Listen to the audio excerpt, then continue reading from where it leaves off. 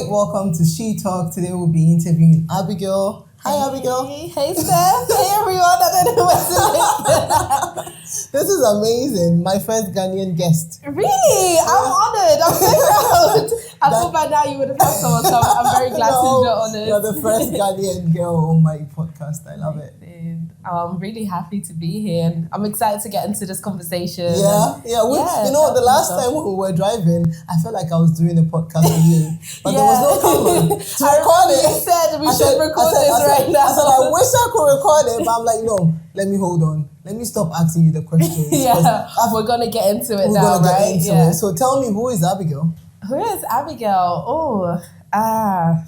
I'd like to describe myself as an onion, which is probably the most random thing that I've never heard that before. Is it because let me guess. Is it because you have layers? Yeah, you're spot on. What is it? Yeah, spot on. Yeah, an onion. Funnily enough, because of the layers, like you said, I think.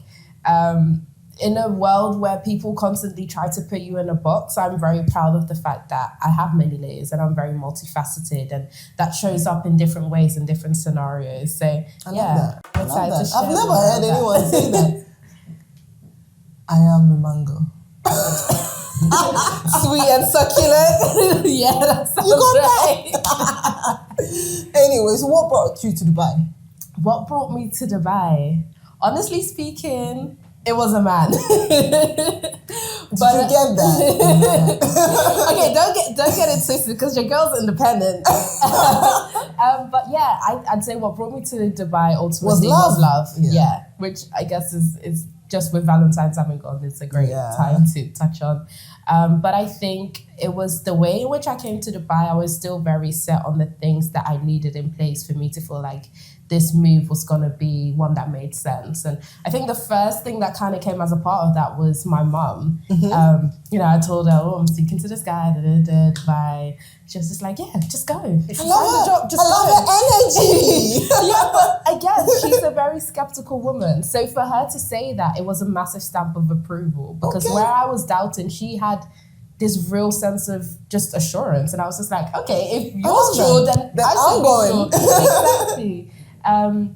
So yeah, I came to visit, wanted to feel out the scene, see how I felt. And honestly, I fell in love with it. I think like so many other people do, I came to Dubai and just fell in love with the lifestyle, the weather, the convenience, the people, the culture. So yeah, it was an easy decision to make from just a living point of view. But then again, I'm very, like I said, independent. I want to have certain things ready. And it was so important for me to have a job and know what I was going to be doing if I was to come here. So yeah, that's how I got my job. Which in itself is like a whole story. I think with the Dubai job market, a lot of expats find it hard to find a job, right? And it's something I was very conscious of. And I was like, well, in this very concentrated job market, how can I stand out? So the role that I wanted to go for, I saw it advertised on What's LinkedIn. Your background? I'm in sales, in tech sales. Okay. Yeah. That's women in tech. Right? Black women in tech at that. Yeah. Exactly. So I was very much like, I kind of know the disadvantages that are stacked against me within this industry as a whole. How can I really sell myself and stand out from the other thousands of applications? Yeah. So in typical me style, I kind of just turned up to the office, told the security I had an appointment, which I didn't. Energy. Walked into the office. First, I actually bumped into, obviously, who I now know to be one of the executive assistants. Okay. And she was kind of like, no, there's no one from HR here. So I was just like, okay, there's no one from HR recruitment. What else can I do? I was like, okay, let me just find the team that I'm going to be working with. So I walked around because the office was spread over 2 floors at that time. Okay. And I just kind of walked around and I found someone. I was like, hey, where does the sales team sit? And they're like, oh, there. And then I just walked in. I was like, hi, I'm just looking to speak to a manager. Can I speak to someone about this role that I love the confidence. Yeah, and it's funny because till this day, it's still something that people remember me for. And I think making a lasting impression like that, it's always going to be good and positive for your progression anyway. And it really helped me. And yeah, that was the 1st of March. Wow. And then 18th of April, I was living in Dubai. Wow, that was fast. Yeah. Okay, let's rewind back the track. Good. What was childhood like? Where were you born? Where were you raised? I was born in the Netherlands, in Amsterdam. I was raised in a community full of Ghanaians. So you definitely ate the banku. The banku, the fufu, the wache. I hope say you sabi cook the wache. I do actually. During lockdown, I made it a point to learn how to cook wache, and not like any with the sticks, like boiling and properly. Wache is like my favorite dish. So even when I went to Ghana every morning, I was going to the wache seller like, oh, please. You have shares. I have shares, investments. I promise you. Like, this woman is the GOAT. But yeah, I grew up in a very loving environment, I would say. At that stage, my very early childhood, and very much a community where I felt at home, where I felt like me and I felt like I was celebrated. The interesting thing is I grew up in the duality in the sense of the community, the Ghanaian community that I was in was mostly Muslim at the time. Okay. Yeah, so my dad's side of the family is Muslim, my mum's side is Christian. Okay.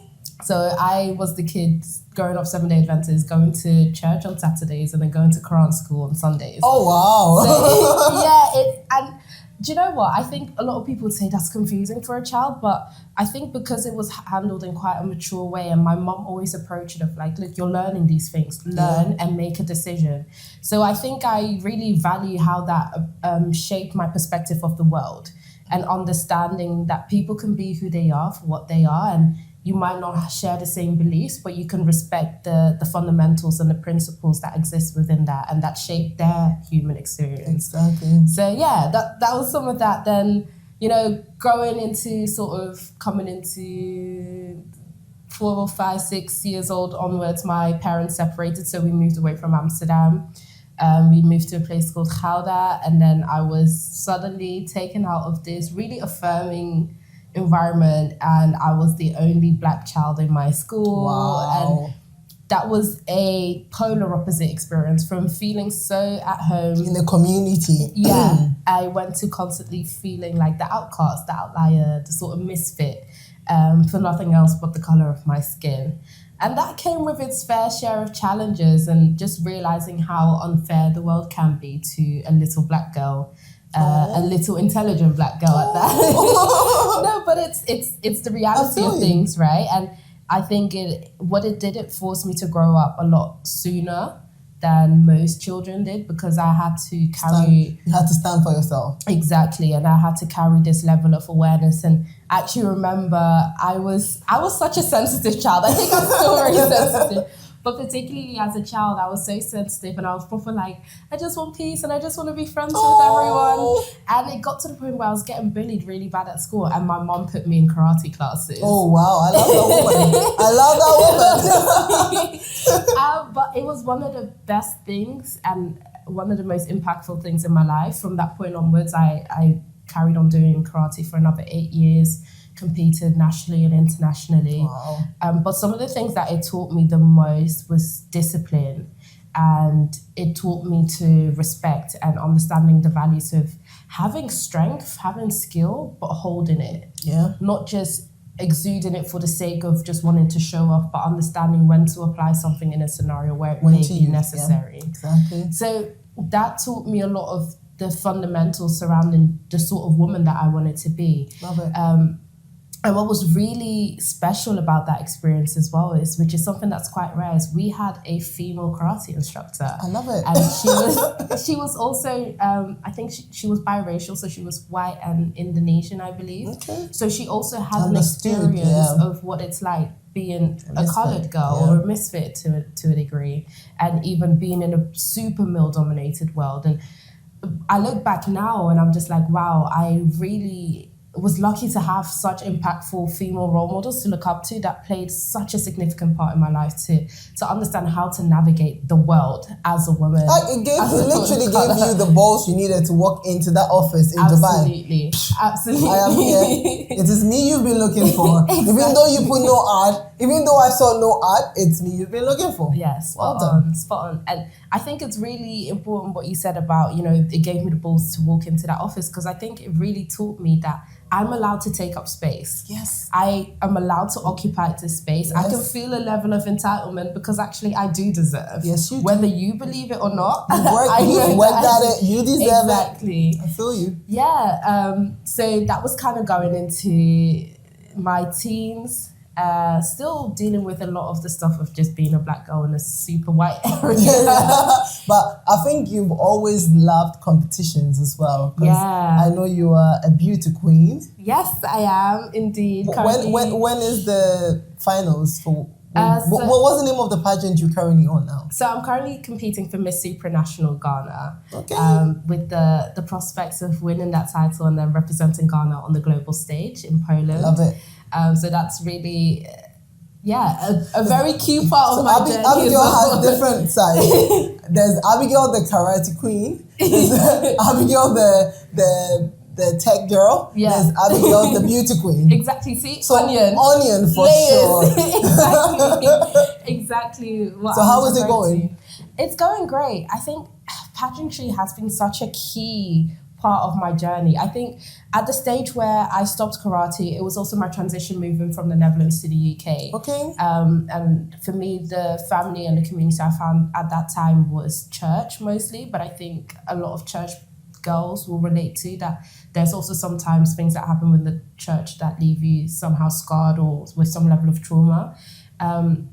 And I was so grateful to find the pageant community because, again, I found this community of super aspirational, inspirational, and determined women that wanted to make an impact in the world, which was very much who I was. Yeah. And I felt seen, but I didn't know how to channel that or how to nurture that.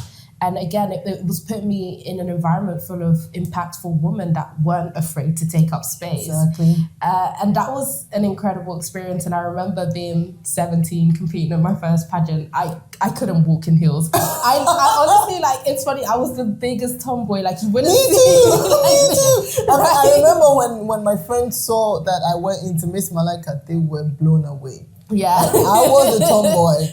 In school, we had the pants and then the dress. I'd rather be in pants. In the pants, honestly, with my shoe so bright. Yeah, no, honestly, I actually went to a Christian high school in the Netherlands where we could only wear skirts. Trust and believe me, I would always find a way to somehow wear trousers. I don't know how I did it. I had a lot of detentions, but I was very much I'm not really with this. Why are you forcing me to wear a skirt? Yeah, I feel you. Yeah, so it was very much a thing that also helped me get on this journey of being really reflective of the sort of person that I wanted to be. And I think that's one thing I really love about pageantry that isn't highlighted across the board. It's the fact that it's not just about being a pretty face and standing on a stage and being able to give a good speech. It's about going through that journey from the start of the competition and reflecting of who am I? What do I represent? How am I going to share this with the world? What do you bring to the table? Exactly. And how can I make that impact within the world? And every single pageant I've competed in has been that journey of reflection for me. I remember, this is not very long ago, probably about 2-3 years ago, I had just come out of a really, really abusive relationship, physically and emotionally. And I entered a pageant, which I'd wanted to do for so long. And at that point in time, it wasn't even about winning for me. It was really instrumental to me healing myself as a person. Because again, I was being confronted with this, who are you? What do you want to do? What sort of woman do you want to be? And I had an amazing group of Ghanaian women as well around me that really helped me rediscover myself and rebuild my confidence.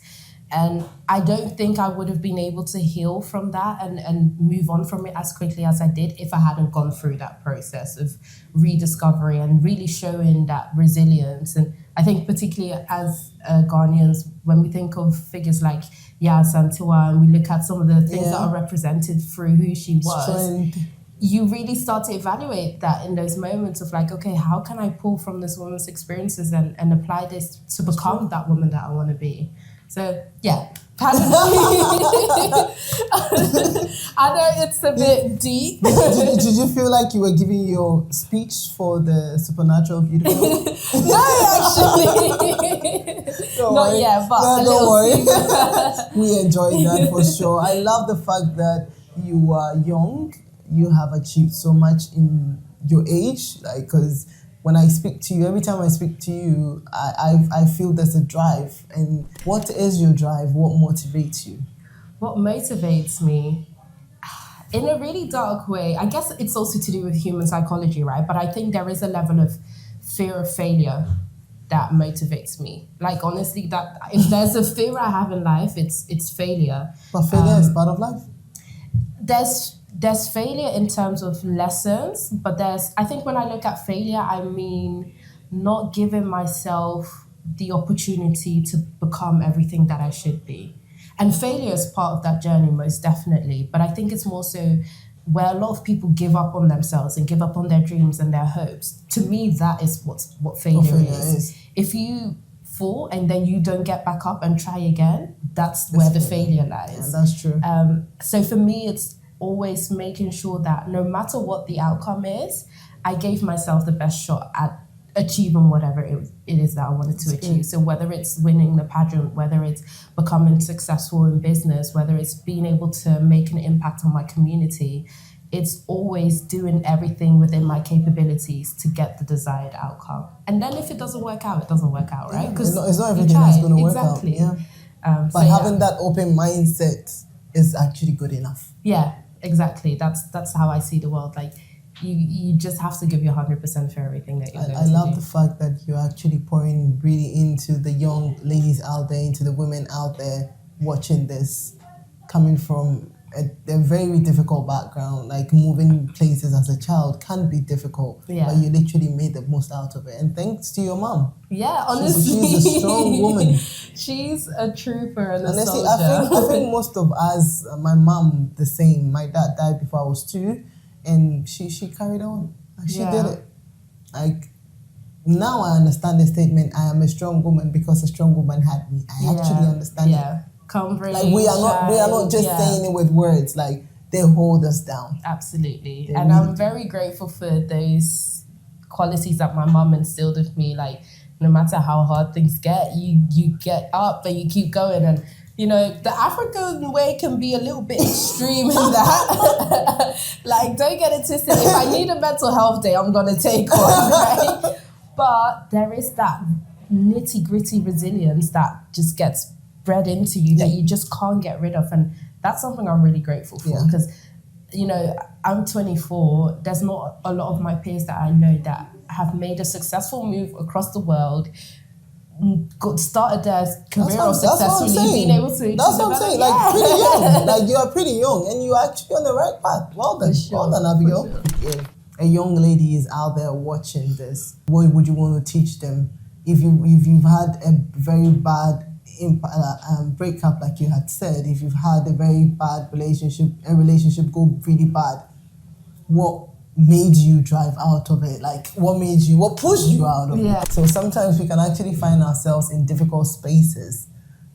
What would you say to someone doing or going through something difficult? How would you advise this person on whatever they're going through?